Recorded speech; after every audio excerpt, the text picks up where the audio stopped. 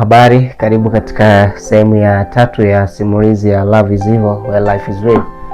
So ile safari ikawa inaendelea. Wakati tunaendelea na ile safari, kuna kijana mmoja nyuma akawa amekaa siti ya nyuma kabisa. Akaanza tu kuongea, then akawa kama ana shout kwa sauti kubwa kama ni mtu aliye panic. Akawa anasema kwamba hivi, what if hii ajali imesababishwa na yule mama aliyefariki? Kwa sababu kuna maneno alikuwa anaongea kabla ya ajali, akawa anasema kama mniachie mwanangu, mniachie mwanangu. What if hii ajali imesababishwa na yeye? Sasa unajua katika yale mazingira, alafu mtu anaongea maneno kama yale, yani hata kama ni sawa ina make sense, lakini wakati sio sahihi wa kuongea yale mambo. So wakati anaongea maneno, kabla hajamaliza mzee mmoja kadakia akamwambia, kijana, naomba sana Mungu akusaidie kukuonyesha ni nyakati gani na majira gani uongee vitu gani, kwa sababu katika hali ya kawaida kabisa tuko kwenye majonzi na huwezi tu kuanza kumtuhumu mtu tena aliyefariki kwamba ndio amesababisha hiyo ajali. Sasa kijana naye akawa, kwa sababu alikuwa amesha panic, akaanza kujibizana na mzee. Akaniambia, mzee, umeshapitwa na wakati, huwezi kujua mimi nini naongea. Haiwezekani ile mama aongee yale maneno then baada ya dakika chache tu tukapata ile ajali. Huyu mama ndio amesababisha ile ajali. Sasa watu wakawa wanauliza, hata kama amesababisha ile ajali, lakini ile mama ameshafariki. Yaani sasa unataka kuibua nini katika hilo? So akaendelea kubishana, ilifikia state mbaya mpaka mle ndani kwenye basi kukaa sasa kuna kelele. Yaani yule mzee ana shout na huyu kijana naye ana shout. Mzee ana shout, kumbuka mzee ni mtu mzima, hataki kuonekana kwamba ni amezidiwa nguvu na kijana. Kijana naye unajua vijana wakilewa wao 20s na kidogo kuna shida, yani kwamba hataki kuonekana kwamba mzee kamzidi, kwa sababu mzee ameshapitwa na wakati. So ikawa ni fight. Baadaye ikabidi Konda ingilia kati. Konda kaingilia kati, akaambia, akabidi samfuate mzee, apologize. Akamwambia, mzee, mimi najua wewe na umri wa kijana, wewe ni umemzidi umri sana wewe kijana, na pia tukisema tuzingatie mambo ya busara, wewe una busara zaidi kuliko kijana. So mimi nilikuwa naomba tu kwa busara yako na hekima yako ambayo uko nayo umsamehe tu kijana na ukae tu kimya, kwa sababu ukiendelea kuongea naye huyu kijana hata acha kuongea, yani ni atapenda kuongea. So hivyo Konda kaongea na ule mzee pale, then mzee akawa ameshaelewa. So baada ya hapo kilichotokea ni kwamba tulifika sehemu fulani. Tulifika ile sehemu, ule mzee akawa, yule kijana akawa anashuka. Sasa cha ajabu, wakati kijana anashuka na mzee naye akawa anashuka. Sasa mimi nikawa najiuliza, nikasema huyu kijana anaweza kweli amefika sehemu anayokaa, lakini huyu mzee naye anashuka hapa, kwamba wote wanakaa sehemu moja. Ni give some questions, lakini nikasema anyway, sijajua, maybe wote wanakaa sehemu moja. Lakini nijiuliza maswali mengi sana kutokana na incidents ambayo imetokea nyuma. Then sasa hivi kijana anashuka na mzee naye anashuka hapo, kama naye anakaa hapo. Ili nishtuka kidogo. Basi wakashuka pale, walishuka tu wawili, walishuka ile kijana na akashuka na ule mzee. Watu wengi walikuwa wameshtuka, yani ile hali ilivyotokea, then mzee anashuka na kijana anashuka. Mimi nilichokuwa nawaza kichwani kwamba huyu mzee asije kaenda kumlichia watu akampiga huyu kijana. Yani nilikuwa nawaza mambo mengi. Na kweli baada ya muda mfupi tu gari ilianza kuondoka, kama dakika kijana ameshuka na mzee ameshuka, tukawa tunasikia sauti za risasi. Zilipigwa sauti mbili. Kwanza kapiga dakika mbili, tena kapiga nyingine .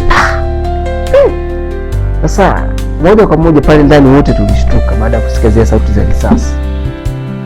Mmoja akalopoka akasema, isije kama mzee amemfanyia kitu kibaya yule kijana, au kijana akamfanyia kitu kibaya yule mzee, sababu tukujua ni yupi habari kwa mbeba ile silaha. Lakini tulihisi tu kwamba ile incident imetokea kwamba kuna mmoja katika wale wawili, aidha mzee au kijana, amempiga risasi mwenzake. Sasa wakati risasi inatokea pale ndani, tulikuwa tuna mama mmoja, ni mtu mzima kidogo naye pia, lakini ni age ya 78 79. Akawa kumbe alikuwa na shida ya moyo, kwa hivyo sikia zile risasi zimepigwa pale nje, akawa tayari amesha feel vibaya. So akawa amezidiwa pale. So ikabidi tena tusimame tena. Yani safari bwana ile ilikuwa ni safari ya, yani ina vitu vingi, yani vingi vinatisha, vingine vinahuzunisha, vingine vinashtua hivyo yani. So ikabidi pale tena kae, tusigari simame tena kidogo. Konda akaanza kutangaza kama kuna daktari. Then bahati nzuri kuna mdada mmoja akawa amekaa siti ya katikati, akasema, bwana, mimi ni daktari, naweza nikamsaidia mama. So akaja pale ambako mama yupo, then mama akawa amesaidiwa pale. Baada ya kusaidiwa kama dakika 15 mama akawa ameshakaa sawa, then safari ikawa inaanza. So sasa discussion iliyokuwa iko mle ndani ni kwamba yani mle ndani ilikuwa ni kelele tu, kwa sababu yani watu kama vile wameshachanganyikiwa, ajali imetokea, watu wamebishana, risasi zimepigwa, huku mama anaumwa, yani mambo yakawa mengi yani. So discussion ambayo ilikuwa iko mle ndani ni kwamba ile risasi nani amepigwa.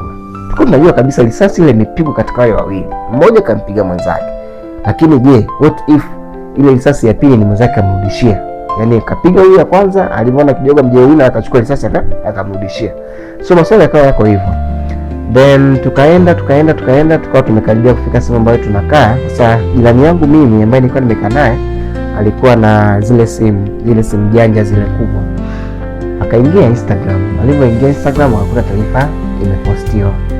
Ule mkoa ambao tulikuwa ile ajali zile risasi zilikuwa zimepigwa, ikatuma taarifa kwenye Instagram kwamba kijana mmoja amekutwa amefariki kwa kupigwa risasi 2.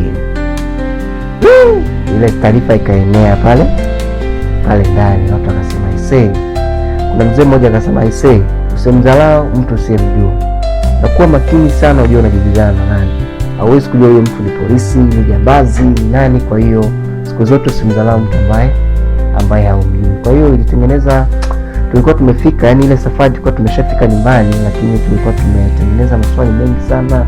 Kuna vitu vingi vilikuwa vya kuelezeka, yani vingine vielezeki, ajali iliyotokea, watu waliopigwa risasi, mambo yakawa ni mengi sana, yani yalikuwa ni mengi sana. So baada ya kufika nyumbani mimi nikafanya issue zangu, then miaka ikawa imeenda, miaka kama 6 mbele, nadhani ilikuwa ni 2024. Siku moja nilikuwa nipo Kigamboni, maeneo ya Kigamboni. Kuna sehemu moja pale Kigamboni kuna sehemu ya kupiga picha, then nakaa tu na enjoy.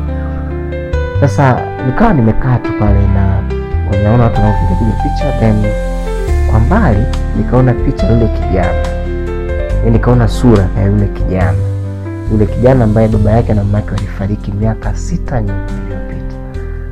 Then nikawa sasa na zoom. Unajua mtu ukimwona ukiwa unamfananisha huwezi tu kumfuata kuongea naye, lazima umzoom, then naye kama anakujua kikaribia utakuta kama kuna kitu mnasemezana.